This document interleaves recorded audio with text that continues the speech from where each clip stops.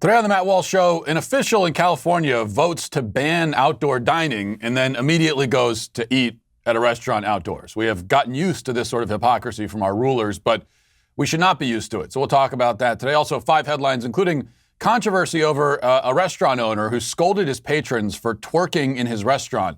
People are offended, that he told them to stop twerking, but reasonable people are more so concerned that he had to tell them in the first place. And in our daily cancellation, as we get into the holiday season, I will be canceling Christmas trees, unfortunately. Have to do it. All of that and more today on the Matt Walsh Show.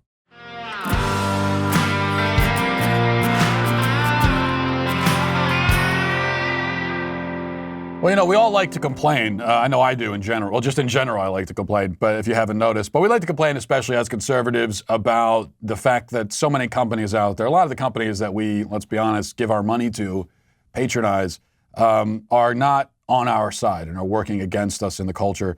And, it's one thing to boycott companies you don't like. That's one thing we could talk about. But one thing I think we could all agree on is that we should be supporting companies that support us, and that's especially the case with Charity Mobile, the pro-life phone company. With Charity Mobile, 5% of your monthly plan price goes to the pro-life, pro-family charity of your choice, and that's sort of like the headline. Okay, so every time you're paying your bill, you're also giving to this cause, and you know that you're supporting a company that also supports the cause. There's a lot of other perks that come. It's just a great company in general, a great service. The new activations and eligible accounts get a free cell phone with free activation and free shipping. There's no contracts, no termination fees. It's a no-risk situation with a 30-day guarantee, so they're not trying to get you locked into something you don't want to be locked into. And they've got live customer service if you need them, based right here in the USA. And if you're a parent and you want to block use of cellular data, picture messages, text messages, whatever you want to do, if your kid has a phone, you could do that as well. And all of that while you are helping to build a culture of life in America by supporting a pro-life company. And I can't emphasize enough, this is a win-win situation when you're getting a great service, wonderful product, also supporting the most important cause of all, the pro-life cause. So call Charity Mobile at 1-877-474-3662 or chat with them online at CharityMobile.com. So we all know how this story goes by now. We've heard a version of it dozens of times. The latest twist, Los Angeles County Supervisor Sheila Cole voted to ban outdoor dining in Los Angeles County, which would mean shutting down tens of thousands of businesses and putting many of them under permanently. And then promptly, right after this vote, went and dined outdoors at a restaurant. Here's the Fox 11 report from LA. It says, quote, Fox 11 received multiple tips that shortly after her vote on Tuesday, Cole was seen dining outside at Il Forno Trattoria in Santa Monica, an Italian restaurant near her house that she has previously described as one of her favorite restaurants. When Fox 11 investigative reporter Bill Mulligan stopped by the restaurant to ask about Cole's visit, managers told him they, quote, didn't want to get involved and they have no comment. Now, just a side note here, I understand that the managers don't want to get involved, but they should get involved. This ridiculous tyrant is trying to destroy your business. She wants to take you down. She wants to impoverish your children. You should have banned her from the restaurant when she showed up. You should have had security escort her out the door in front of everybody. You should have embarrassed and humiliated her. See, one of the aspects of this whole farce of the lockdowns and everything that else is going on is the submissiveness of people, the people who should be standing up for themselves. Churches not willing to fight back against insane infringements on their First Amendment freedoms, business owners not willing to defy the orders from psychopaths like Sheila, people obediently wearing masks, even just to walk outside down the street, because that's what they've been told to do by people who don't wear the masks themselves. The only way out of this, the only way to stop it, the only end game is for people to refuse to comply with the dictates and commands of petty tyrants like Sheila. Just refuse. Scoff at her, wave her off, continue doing what you want to do. That's the only way. As long as we cooperate, as long as we submit, it's not going to end. It will never end.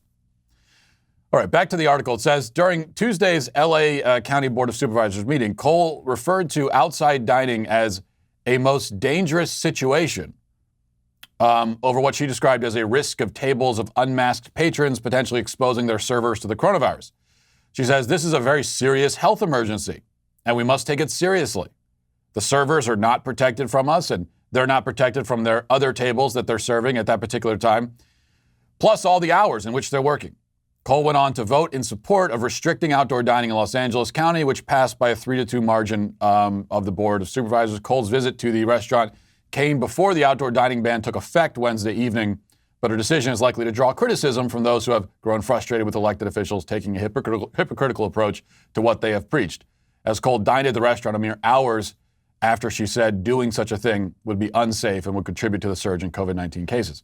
Now, Sheila did provide a statement to Fox via a spokesperson. You could tell me if you think this is sufficient. Is this enough to make you say, okay, I'm satisfied? She said, this is from the spokesperson, says, she did dine al fresco at Il Forno on the very last day it was permissible. She loves Il Forno, has been saddened to see it, like so many restaurants, suffer from a decline in revenue. She ate there, taking appropriate precautions, and sadly will not dine there again until our public health orders permit. Oh, she loves it, you see. She loves it, but is in the process of demolishing it. She hates to see its decline in revenue, but she is personally and specifically working to take away its revenue. You see how that works? Does that make sense to you? No, it probably doesn't, because you're not a sociopath. In order for there to be this much of a disconnect between what you say and what you do, and in order to so casually decimate the lives of so many millions for no reason at all, and then to go and enjoy a nice meal served to you by the very people whose lives you are in the process of ruining, you must be a sociopath. No mentally healthy person could manage this. And there are a lot of sociopaths ruling us right now, as we have discovered. So a few points that I want to make here in no particular order. First is this. I have a modest proposal for politicians or public health officials who violate their own lockdowns or operate in their personal lives in a manner inconsistent with their public fear-mongering. I propose that they be dragged into the town square, tarred and feathered, and then loaded onto a helicopter and sent to Gitmo for 30 years. Now, I'm not advocating vigilante justice, to be clear. I'm calling for actual legislation to be introduced. I want this all done legally. We could call it the Tar and Feather Hypocritical Scumbags Act of 2021 or something. That might be a little too on the nose, I don't know. We can brainstorm that part of it. The main point is that people like Sheila should be treated with utter contempt and disregard and loathing. That's what she deserves. That's what she would receive in a healthy republic. Other than, besides or instead of politeness and submissiveness, a restaurant politely serving her after she just voted to destroy them. Second point, it's worth reflecting on another aspect of the problem, namely that the lockdowns and mask mandates and all the rest of the COVID-related initiatives have empowered dozens, hundreds of these kinds of people all across the country. Now, we already know about the governors like Cuomo and Whitmer who have gone mad with the power they've been given or rather have taken. And we know about the incompetent, floundering, nitwit mayors like de Blasio and Lightfoot who have also enjoyed play acting as Roman emperors. But the real danger is that we have to deal with lower-level bureaucrats, especially old ones like Sheila, who would have loved to have gained real power and maybe be mayors or senators or governors or something on that level, but somehow lack the talent and charisma of even Bill de Blasio. And so we're stuck for decades as county supervisors or town councilmen or whatever. Now even those people have the power to, with the swipe of a pen, lock people in their homes, impoverish them, plunge them into destitution. And many have taken full advantage. See, a tyrant is not just a dictator or like a warlord. A tyrant is someone who gets off on exploiting whatever power they have and whatever control they have over other people. There are parents who are tyrants. There are assistant managers at Home Depot who are tyrants. Hell, there are customer service reps at the cable company who are tyrants.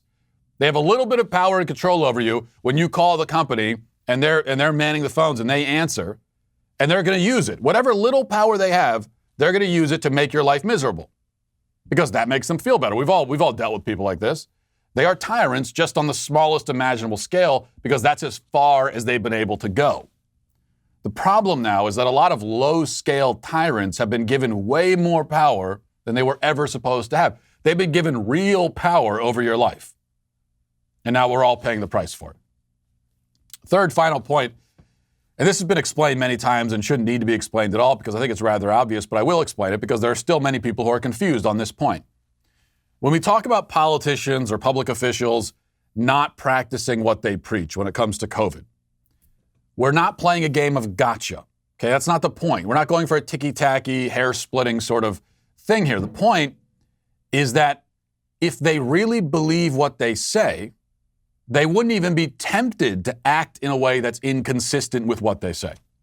If they really believed that eating at a restaurant is a very dangerous situation, they wouldn't want to do it themselves. So when you catch whether Gavin Newsom was caught and he said, well, we all make mistakes. Yeah, okay, that excuse might work in some scenarios with politicians who do one thing and say one thing, do another, when they're making the kinds of mistakes that normal people would be tempted to make. But in this case, you said it's dangerous, it could kill you. Why would you even be tempted to do that if you really believe it? The fact that they do things that they have called dangerous and deadly shows that they don't believe that those things are dangerous and deadly, obviously. They are passing these laws and ordinances and regulations and decimating the economy and destroying lives on a basis and using a logic that they do not believe, which means they aren't doing it for the reasons they give. Because again, they don't believe those reasons. They're doing it for some other reason. And our point when we bring up the hypocrisy is simply to ask, what's the real reason? Sheila doesn't want to shut down outdoor dining because she thinks it's dangerous. She doesn't think it's dangerous, clearly. So why is she really shutting it down? That's our point. That's our question. It's a good question. And the answer to the question seems clear and has already been alluded to. She's doing it for power and control. That's why they're all doing it. It's what all of this is about. It has always been about. And it's time that the American public finally wake up to that fact. Now let's get to our 5 headlines.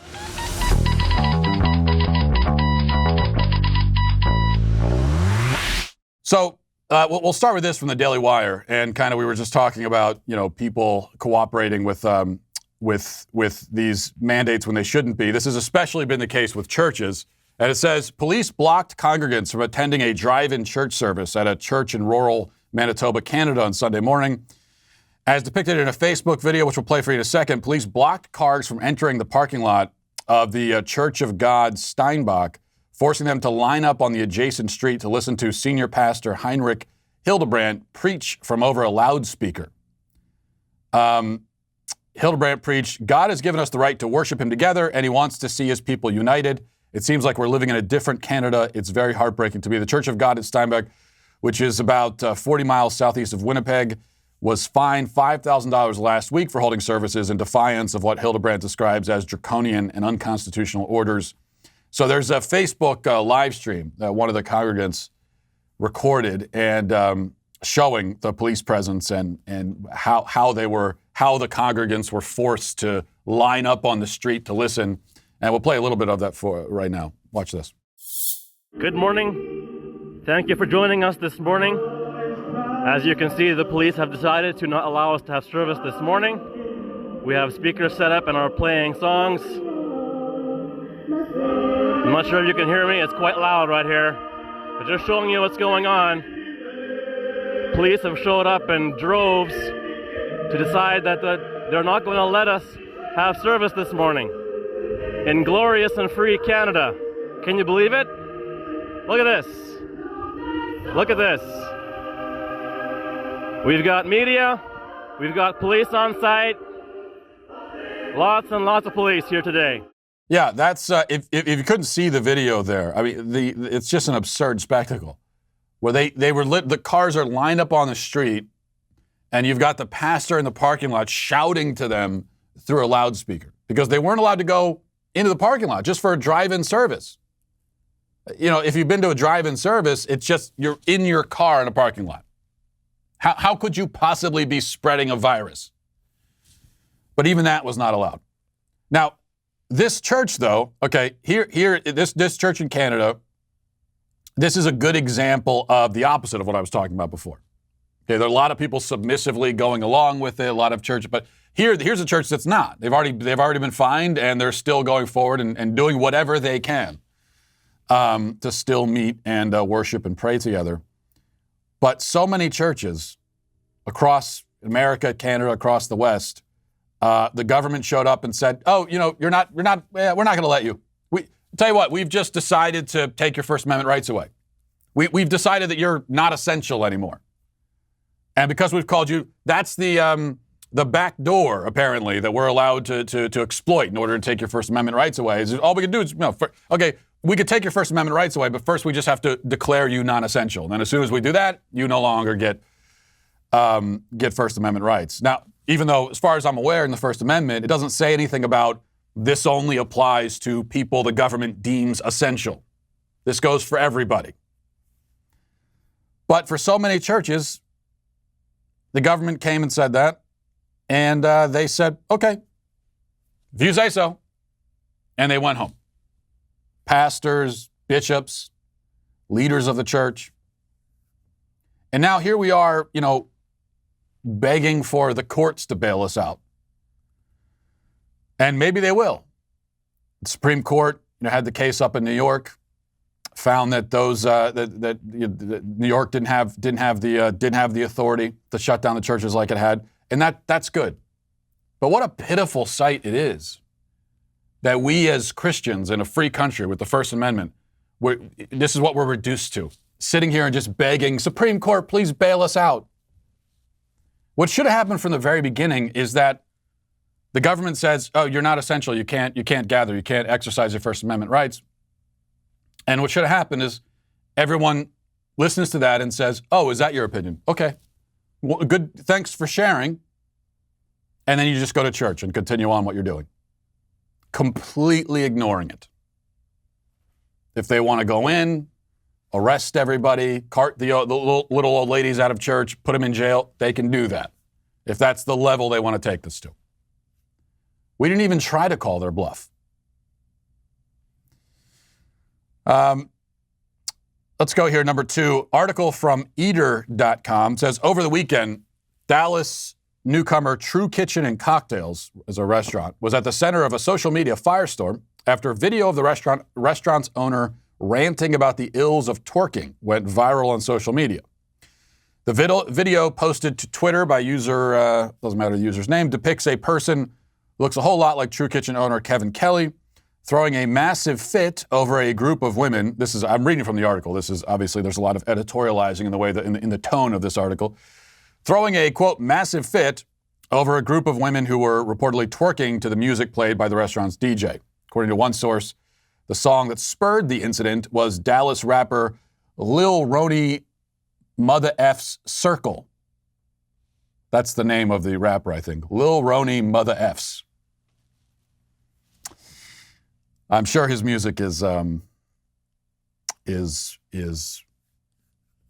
very worthwhile listening to. Someone says instead of quoting him, I think we'll just play the video for you. So this was uploaded to Twitter, and it was trending on Twitter yesterday. A lot of people very upset with what I'm about to play for you. Media writing articles about it. Almost unanimously panning this guy for what he said to the restaurant patrons who were twerking. And here it is. Listen. I invested a lot of money into buying this building, into developing this concept so black people can have somewhere nice to go to, okay? Somewhere where we can feel good about ourselves as a... Come on! Stop the music, please! Somewhere where our people can feel good about ourselves as a culture, okay? Yeah. No, real talk. And so all this twerking and take it to Prime, take it to Pink, don't bring it here because we're a restaurant. And so beyond that, 75% of my customers are ladies. And I want men to show respect for themselves for how they carry themselves here. So how can I tell the men to respect themselves and you guys are twerking on glass here? If you want to do it, get the out my restaurant. Because I did it for our people and I did it for our culture. So don't do it now. Don't do it again. I don't want to hear it. If you don't like it, get out because I don't need your money. I need to provide something for my people. And don't do it again. Thank you. So that's what people were upset about. Now, I hear that as a relatively normal person. I hear that, and I think that guy's awesome. Let's give him the Nobel Peace Prize. That's the greatest thing. I love every bit of that. The only issue I have with what he said is that he had to say it. There were people apparently, as you heard there in the clip, standing on the furniture at a restaurant, putting their hands on the glass on the window, I guess, and twerking. And it's controversial for the restaurant owner to tell them to stop? You know we have reached peak entitlement. Okay, we have reached peak entitled society when an expectation of the most basic civilized behavior is considered over the top. It's not just controversial. It's not just that we're having a debate about, I don't know, should restaurant managers tell people to stop twerking in the restaurant? No, it's just, for a lot of people, it's for them, it's self-evident that this is way over the top. Whoa, what are you doing telling them not to twerk? What is this, the 1950s? The expectation here, again, is simply don't stand on the furniture. So really, it's two things. Don't stand on the furniture. I admit I have to tell my own kids that part of it. We're at a restaurant, they're running all over the furniture. Tell them, it's not a jungle gym. So don't stand on the furniture and don't twerk. And especially don't do both of those things at a restaurant. There are places, unfortunately, in society where you can go and do those things. Just not here at a restaurant where people are trying to eat. It is the lowest possible bar. But these girls, apparently, these are the kinds of girls who, they see a really low bar and they think it's a stripper pole. Now, one of the excuses, and I'm not making this up, okay? Because I did dive into the abyss a little bit of this on Twitter and reading some of the reactions.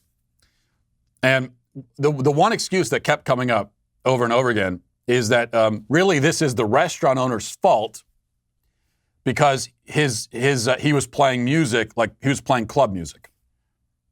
He was playing music that you would find here in a club. And so it's his fault. If you don't want people twerking in your restaurant, then don't play that kind of music.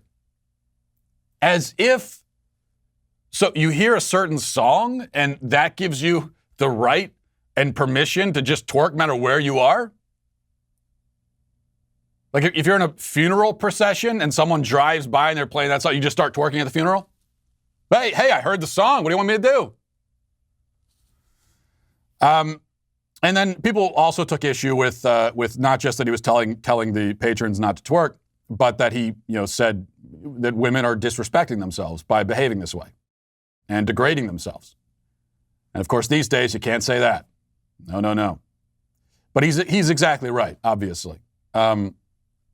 As a woman, really twerking in general, you are disrespecting yourself, making an absolute fool of yourself, degrading yourself. Doing it in public at a restaurant, even more so. And I just want to be clear about one thing here, just so you know. And I think all the women who watch this show, you don't need to hear this. But in case this clip ends up on Media Matters and gets shared, then maybe someone that needs to hear it will hear it. If you are a woman behaving this way, you're going to find that a lot of men support it. There's going to be there's a lot of supportive men. You want to go out in public and twerk and act like a stripper? Any whorish behavior? There's a lot of men very supportive of the whorish behavior. The reason for that, in every single case, all of those men who are very supportive of you behaving in this way, they support it because they don't respect you at all. They have no respect for you as a person. That's why they support it. So if that's what you want, if you want to be not respected at all, then continue right along. That's just the one thing we need to be clear about. They don't support it because they respect you and they respect your autonomy. No. The exact opposite is the case. All right, number 3, Greta Thunberg, child prophet, tweeted this last week. I just saw this. She tweeted, "School strike week 119. Today is Black Friday. Overconsumption is wrecking present and future living conditions and the planet itself. Don't buy stuff you don't need." Now, I saw this and a couple things came to mind. Number one, a school strike. Like that's what we need. We need to. The kids are on a school strike, not by their own choice. So I don't think. I think it's a bit redundant to have a school strike at this point when kids haven't gone to school in like 6 months. But the second thing is this: you've got this kid saying, "Don't buy stuff you don't need." Obviously, nobody asked you. We don't need we don't need your permission to buy stuff. But it does bring to mind for me a real problem here, that sometimes from the socialists and the Marxists and the far left radicals and everything, you hear this message about overconsumption and consumerism and, don't run out and buy a bunch of stuff you don't need. That part of it, I agree with them. They're right. You shouldn't buy stuff you don't need. Like there's a real criticism, an important criticism of consumerism that could be made. And that is an important conversation that we could have. Because you've got capitalism, free market capitalism. People can do what they want with their own money. They can start businesses, pursue the American dream, that sort of thing. So you've got that. And it's possible to support that while not supporting consumerist culture, where the entire society depends on and runs on people going out and spending more than they have, living beyond their means, buying a bunch of junk and filling their house with it. We live in a consumerist culture. A capitalist culture doesn't have to be consumerist. Ours is.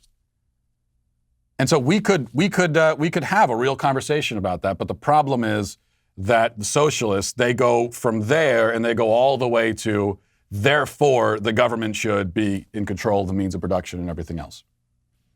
And so this discussion about consumerism, unfortunately, we can't have because of the socialists. Number 4, this is from the Daily Wire. It says, the star-studded, this shocking report here, you're not going to believe this.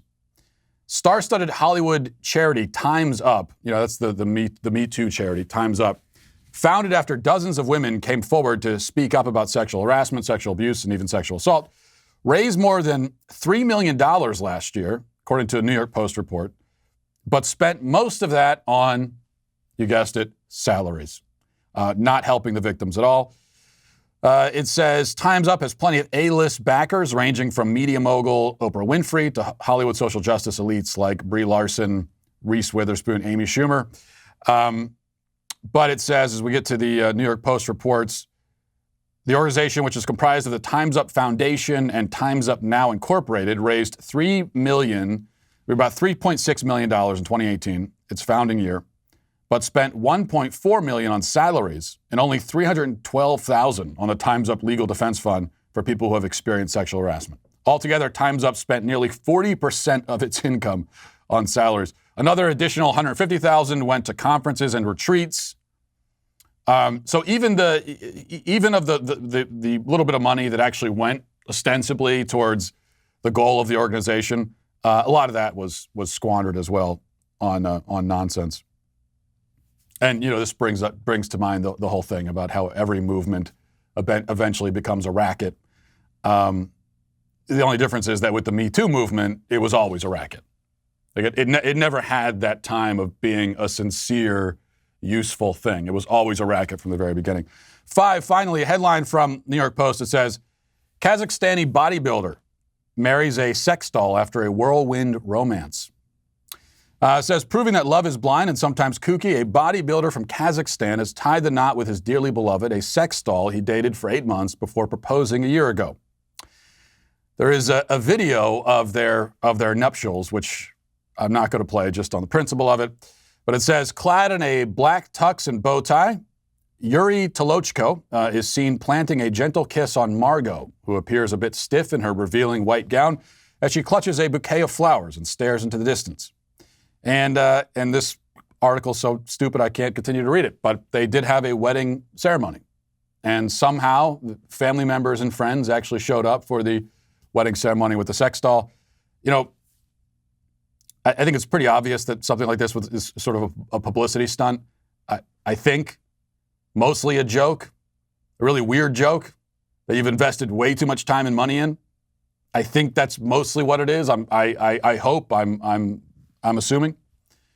But there is a very real thing underneath all this, a real cultural phenomenon of people giving up on relationships. And we see that, with the millennial generation, many of them not getting married, just giving up on it. Now, most of them aren't running out and buying sex dolls. Rather than replacing human relationships with sex dolls and marrying sex dolls, instead they have pornography and Pornhub and that sort of thing. But that is a very real problem in our society. People giving up on relationships, and maybe down the line, as sex dolls and sex robots become more technologically advanced, this may be the one thing in the sci-fi movies. There's a lot of things in the sci-fi movies that haven't happened. We all thought we'd be in flying cars by now and have hoverboards and everything. That's not happening. The one thing, though, people running off and marrying sex robots, yeah, probably I could see that happening. We are well on our way. Before we get to our daily cancellation, a big problem for men in general is that we don't like going to the doctor. A lot of times you're embarrassed to go to the doctor, and that can be a real problem because there could be serious problems you could get fixed. You might not even know about if you don't go to the doctor.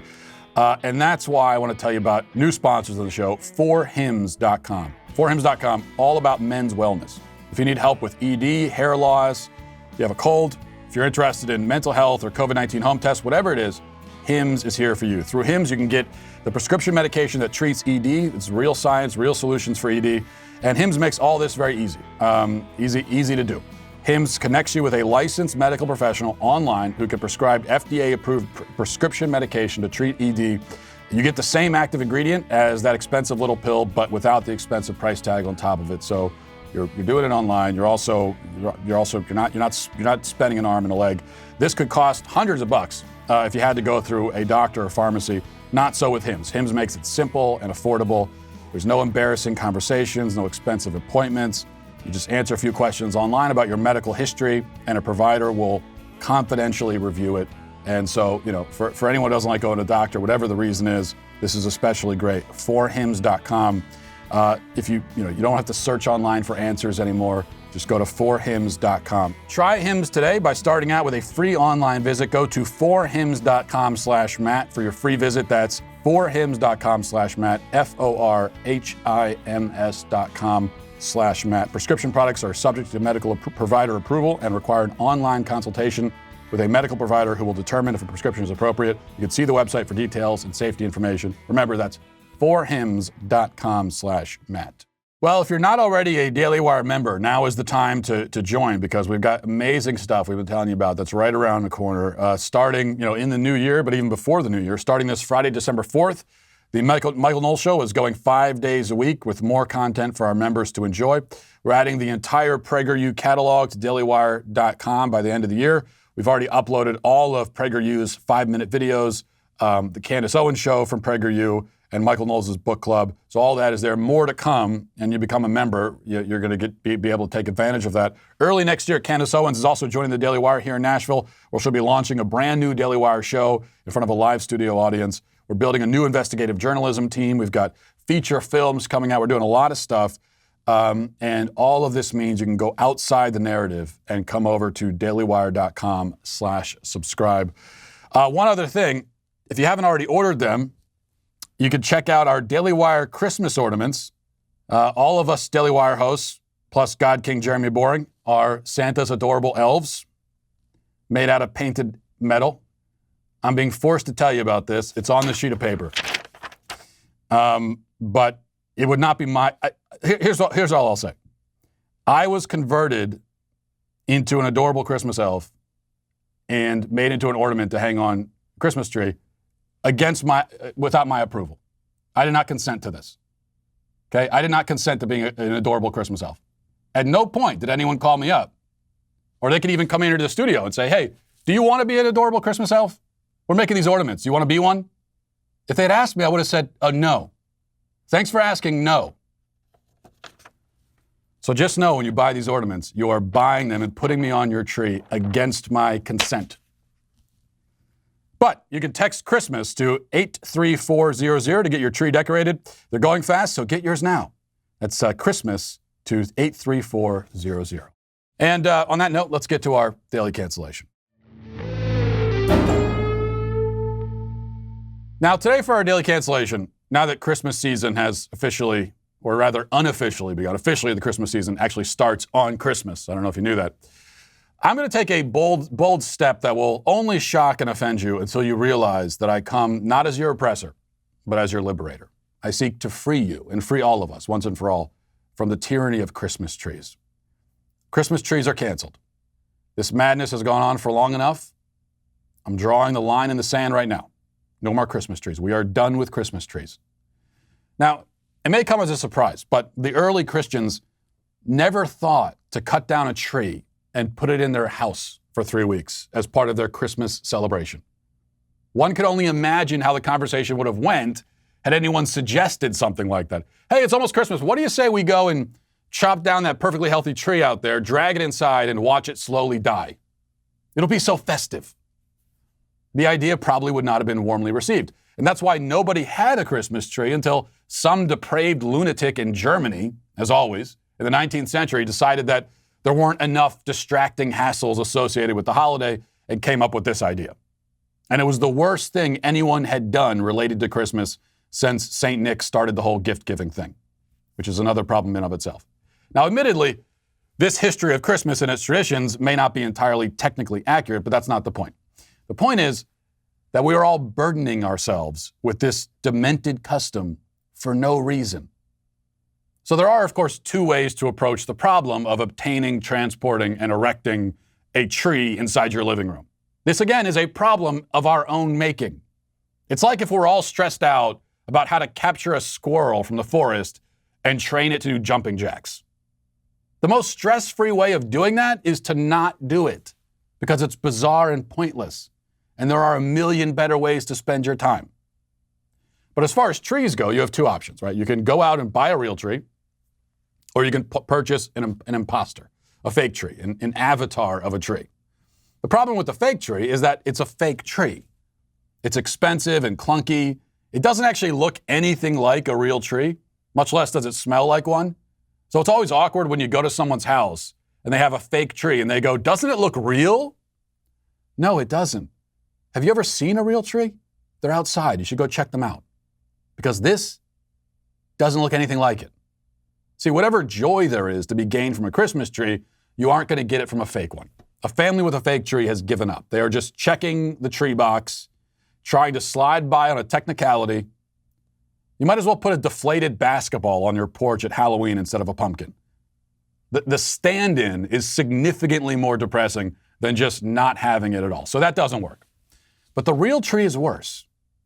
Because first of all, it's going to run you upwards of $75 these days. $75 for a hunk of lumber that will be decaying in a heap on your front lawn in less than a month. You could buy a bottle of Blanton's single barrel bourbon, Elijah Craig barrel proof even, for that price. And it will make you far jollier than any Christmas tree ever will, I assure you.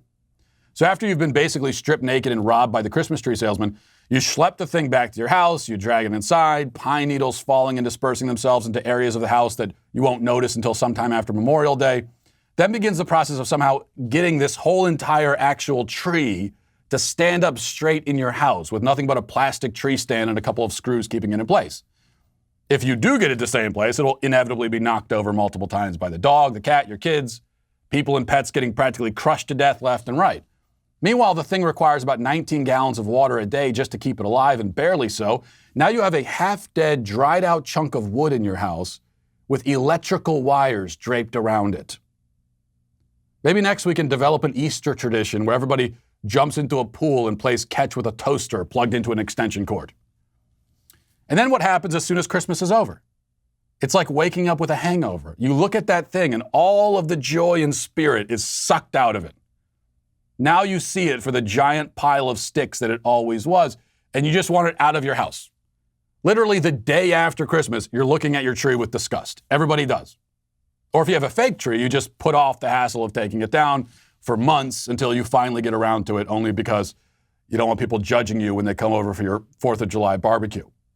So the whole thing is madness, and it must end. We must free ourselves. We must stand up with one voice and refuse to be enslaved to this lunacy. It's gone on for too long. It ends today. Christmas trees are canceled once and for all. And that's going to do it for me. My wife wants to go get a Christmas tree today, so we're going to go do that. Speaking of not practicing what you preach. Have a great day, everybody. Godspeed.